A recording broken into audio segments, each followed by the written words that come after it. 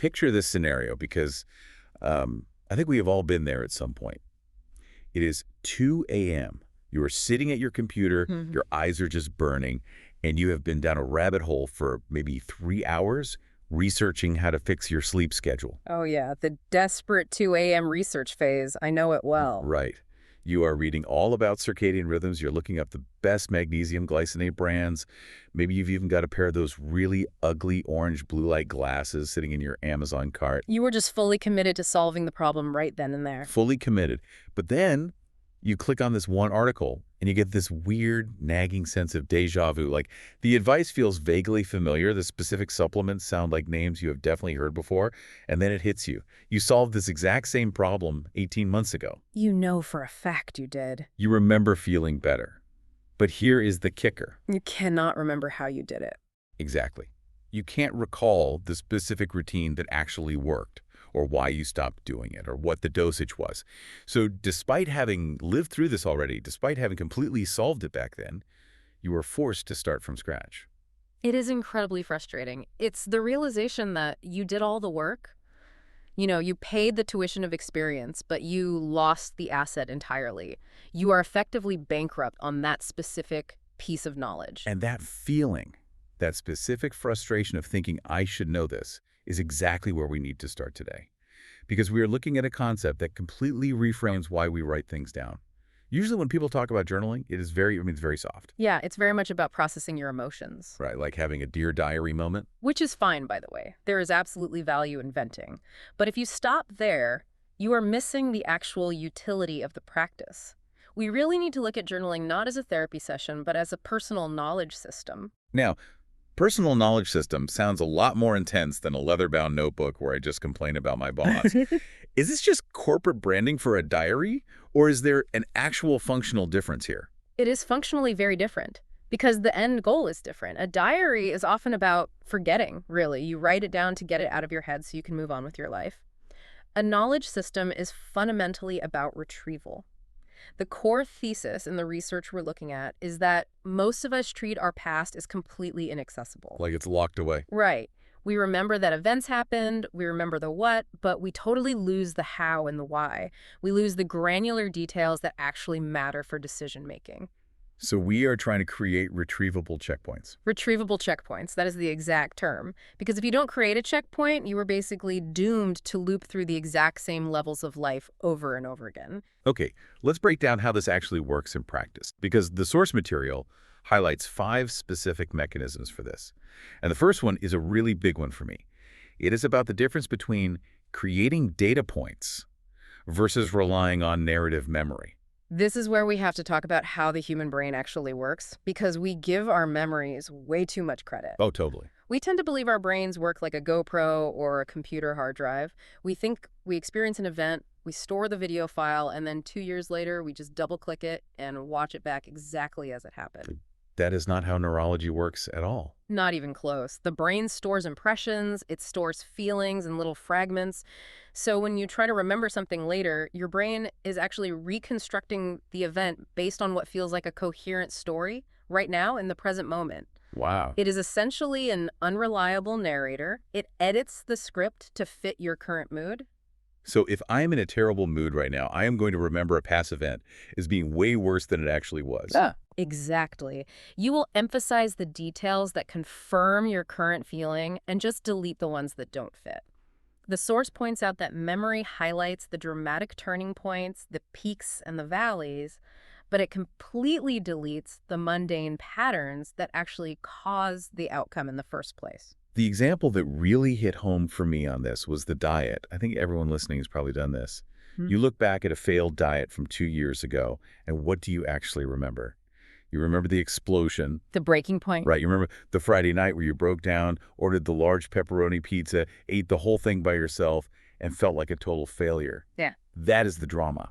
But that dramatic moment wasn't why the diet failed. That was just the symptom. If you rely purely on your memory, you tell yourself, well, I just didn't have enough willpower that night. Right. But if you had been keeping a log, a true personal knowledge system, you would see the 3 weeks leading up to that pizza. You'd see the fuse, not just the explosion. Exactly. You would see entries saying things like, I'm feeling really foggy at 3 p.m., or I'm getting irritable with my spouse because I'm just so hungry, or I'm too tired to cook, so I'm skipping meals entirely. You would see the gradual decision fatigue that made ordering that pizza absolutely inevitable. That is such a crucial distinction to make. We constantly blame the event, but the cause was actually the process. And that applies to literally everything. Take an argument with a partner. You remember the fight itself, the shouting, maybe the specific insult that was thrown. That is the movie scene. The peak drama. But you forget that for the 5 days leading up to that fight, you were sleeping maybe 4 hours a night, you were incredibly stressed about a huge deadline at work, and you hadn't eaten dinner. So the journal acts as a ground truth. It is a record of the actual conditions, not just the outcome. It captures the context. If you write down an entry during the struggle, you aren't writing a neat little story about failing. You are writing raw data. Conditions are X, reaction is Y. You capture it before your memory has a chance to distort it into a clean narrative about lack of willpower or fundamental incompatibility. Which means later, when I'm facing a difficult conversation at work, for instance, I don't have to guess how I handled it last time. I can look back and see what I was actually thinking, not what I think I was thinking in hindsight. That is the first pillar right there. Moving from I think I remember to here is the hard data. And that leads directly into the second way this builds a system, which is building searchable solutions to recurring problems. Now, this one kind of challenges the idea that life is always new and exciting and novel. Well, is it though? We really like to think we face these novel challenges every single day, but if you zoom out, life usually just throws the exact same underlying problems at us over and over, just wearing different clothes. Wearing different clothes. I really like that phrasing. It feels new because the context is slightly different. Maybe it is a new job or a new apartment, but the core friction is exactly the same. It is the exact same structure. Time management, conflict resolution, energy management, trying to maintain habits during chaotic periods. These are all recurring loops. And without records, we treat every single instance as a brand new problem. We literally start the learning process over from zero. Okay, let's look at the meal prep example from the research, because this is where the rubber meets the road for a lot of people. You spend 3 months heavily optimizing your Sunday routine. You figure out exactly which glass containers don't leak in your bag. Crucial step. You find the 3 specific recipes that don't taste like cardboard after sitting in the fridge for 3 days, and you figure out the exact optimal time to go to the grocery store to avoid the massive crowds. You have completely cracked the code. You have a tailored system that works specifically for you. And then life happens. You go on vacation or you get busy with a project and you just stop. 6 months later, you decide you want to get back on the wagon. Now, if you don't have that record, what do you usually do? You go straight to Google, you type in best meal prep tips. And what do? You get generic advice. You get a listicle written by someone who doesn't have your job, they don't have your appetite, and they definitely don't have your kitchen set up. It is wildly inefficient because those generic tips are optimized for an average person, not for you. I have done this exact thing. I will read advice like, just chop all your veggies on Sunday afternoon. And I completely forget that I absolutely hate chopping veggies on Sunday. I forget that my previous highly optimized solution was just buying the pre-chopped stuff because the extra $2 was completely worth my sanity. That is a perfect example. If you had the journal entry, you just open it up and follow your own past instructions. You have already run the experiment. The results are just sitting right there in your notes. Why on earth would you run the experiment again? It is like having a user manual written by you, specifically for you. But here's the catch, and the source material is pretty clear about this. This isn't magic. It requires what they call active search. And this is where most people fail with this. They write, but they never actually read. They treat the journal like a landfill for their thoughts. Just a graveyard of good intentions. Exactly. To make it a true system, the process has to be active. When a challenge arises, say you have a really busy season coming up at work, you have to actually stop. Open your archives and search for the last time you were this busy. You have to ask yourself, I have lived this before. What did I do? What worked? What completely fell apart? It seems so obvious when you say it out loud, but I almost never do that. I just plow forward, hoping I will somehow be smarter this time around. Which is pretty much the definition of insanity, right? Expecting a different result without changing any of the inputs. But if you look back, you might find a note from 3 years ago that says, when I work past 8 p.m., I am completely useless the next morning until 11 a.m. That is a piece of absolute gold. That is a hard constraint you can actually plan your week around. And that transitions perfectly into the third point, which is spotting patterns before they compound. Because a single entry on its own tells you almost nothing. A single data point is just a dot on a graph. It looks completely random. A bad day is just a bad day. A failed project is just bad luck. But if you have enough data points and you view them over a stretch of time, you start to see the underlying structure. Randomness versus structure. Yeah, This is essentially the difference between weather and climate. that is a great analogy. You can't predict the weather perfectly on any given day, but you can definitely understand the climate. Memory creates a neat little story, but it completely ignores the statistics. The burnout progression example in the material was honestly a little scary for me because it was just so accurate. It is a classic progression. Let's say you are someone who tends to take on way too much. If you rely on your memory, you just remember hitting the wall. You think, man, last November I just totally burned out. Right, you treat it like a car crash, just something sudden that happened to you out of nowhere. But if you actually read 5 journal entries over the last 2 years regarding similar situations, you might see a very specific sequence unfold. Step 1, you take on a small freelance gig because you're feeling optimistic and you want the extra cash. Step 2, 3 weeks later, there's an entry complaining about skipping the gym just to make a deadline. Step 3, 2 weeks after that, you mention that your quality of work at your main job is slipping, and you are starting to worry your boss has noticed. Then step 4, you start really resenting the freelance client, even though they are perfectly nice people. And finally, step 5, the explosion. You quit everything and lie on the couch staring at the ceiling for a solid week.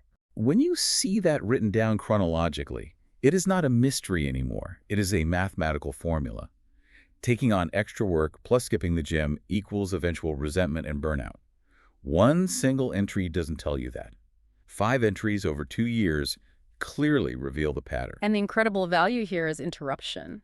Once you see the pattern, you can actually catch it at step 1 next time. You can say, wait a minute, I know exactly how this movie ends. I am not taking the freelance gig. Or you catch it at step 2 and say, I need to prioritize the gym right now or I will absolutely crash in 3 weeks. You close the gap between what you think influences your outcomes and what actually influences them. And it works for the positive stuff, too. It is not just about avoiding total disaster. Right. You might notice that your absolute best, most creative work consistently happens under very specific conditions. Maybe it is always on Tuesday mornings, or it is always after you have had a really protein-heavy breakfast, or it is always when you are working from a noisy coffee shop and not your quiet home office. Without the record, those really good days just feel like pure luck. You just think, oh, the muse visited me today. We love to attribute things to the muse or to random inspiration, but usually it is just variables. With the written record, you can see the variables and you can engineer them. You can stop waiting around for lightning to strike and just build yourself a lightning rod. Now, this fourth point is the one that might hurt some feelings. It certainly made me squirm a little bit while reading it. It is about separating belief from behavior. The self-narrative. This is easily the most uncomfortable part of keeping a serious journal system. We all tell ourselves stories about who we are. I'm a hard worker. I'm a patient parent. I'm a highly decisive leader. And these stories are kind of essential for our ego. We need them just to get out of bed in the morning. We do, but they are very often based on recency bias, just how we happen to feel right now, or just plain wishful thinking. The journal provides hard evidence that frequently contradicts those pleasant little stories we tell ourselves. The decisiveness trap was the example that really got me. You might walk around thinking, I am a very decisive person. I make the hard calls quickly. But if you actually look back at your records, you might see that for the last 3 major decisions in your life, you deliberated for a solid month, you asked 10 different people for their advice, and you changed your mind 4 separate times. The data just does not lie. It really doesn't. Or take the sleep example we started with. You tell yourself, I am totally fine. I can function perfectly on 6 hours of sleep. You believe that is your core identity. I'm a hustler. I don't need sleep. But the data shows that every single time you hit a streak of 6-hour nights, your entries become shorter, more negative, and way more anxious.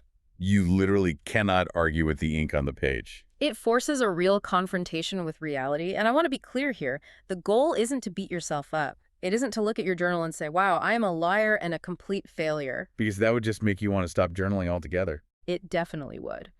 The goal is simply accuracy. You cannot fix a behavior pattern like chronic overthinking or procrastination if you flat out refuse to acknowledge it even exists. You have to reconcile the entry you wrote 6 months ago with your current view of yourself. It is so interesting because memory is just so fluid. We can unconsciously edit our memories to better fit our preferred self-image. But you can't edit the physical entry you wrote last year. It is frozen in time. Exactly. If you strongly believe you are a good friend, if that is a core part of your identity, but you scan your journal and realize you haven't initiated a hangout or even a phone call with anyone in 4 months, well, there is a clear gap there. And that gap is where the actual growth happens. Yeah. You have to look at it and say, okay, the data says I'm currently a passive friend. Do I want to actively change that behavior, or do I need to change my definition of myself? It is treating your life like a research project, not a courtroom trial. You are just looking for data, not a final verdict. I really love that. Data, not a verdict. And that brings us perfectly to the fifth and final major benefit, which is preventing starting from zero repeatedly. This is the checkpoint concept. If you are a gamer, you know this intuitively. You do not want to replay the entire tutorial level every single time you make a mistake and die. You just want to reload the save file. Because replaying the tutorial is incredibly boring. We want to make actual progress. Life, unfortunately, does not come with a quick save button, but journaling is the closest mechanism we have to one. It allows you to start from a checkpoint of stored knowledge rather than starting from absolute zero every time. It effectively stops you from just running on a treadmill and helps you start actually climbing a ladder. Think about it in terms of institutional knowledge. If you run a company and your brilliant head engineer suddenly leaves, you panic. Why? Because they are walking out the door with all the knowledge of how the underlying systems actually work. Right, they have all the institutional knowledge. Well, you are the CEO of your own life, but you are also the employee. If you are actively documenting things, every time you move to a new phase of life, you are basically firing the previous version of yourself and losing all of their hard-earned institutional knowledge. That is a genuinely terrifying way to look at it. You are building a database Sure. of you, knowing exactly which people drain your energy, which specific habits actually stick, how you respond to very specific stressors. If you don't write it down, that knowledge just degrades. It scatters to the wind. It evaporates. Yeah. You might vaguely remember figuring it out once, but you lose all the critical nuance. The source material highlights how incredibly valuable this is for the really big stuff in life, too, like major career decisions or relationships. Oh, absolutely. If you are making a massive career pivot, being able to review exactly how you made previous big decisions, and more importantly, how they played out, is just invaluable. Did you move for money last time? How did that actually feel 3 months in? Did you move purely for passion? Did that pay the bills? Or with relationships. If you keep having the exact same conflict with your partner, having a written record allows you to clearly see the cycle. You might realize, oh, wow, we always fight about money in early December. And once you know that, you can actually prep for December. You shift your whole strategy. Instead of researching generic relationship advice that probably doesn't fit your dynamic, you adapt your own tested approaches to your current circumstances. This is really where the compounding effect comes in. That is the magic word right there, compounding. We usually only talk about compounding interest in finance, but knowledge compounds too if you actually keep it. Without this system, your wisdom is just linear. You learn something, you forget it, you relearn it. It is just a flat line. You are basically just treading water for decades. With this system, your wisdom actually accumulates. You are constantly building on top of your past self. You aren't solving the how do I sleep problem again from scratch. You are just tweaking the solution you already built 18 months ago. So we have covered a lot of ground here. We've gone from the neurology of memory to meal prep containers to existential identity crises. But what we are really talking about underneath it all is a fundamental shift in mindset. We are moving from using journaling as a temporary tool to just process fleeting thoughts, to using it as a permanent, searchable reference tool. The real value isn't necessarily the moment you sit down to write the entry. The real value is the moment 3 years later when you stumble onto that old entry and it instantly solves a problem you're facing right now. That is the massive aha moment.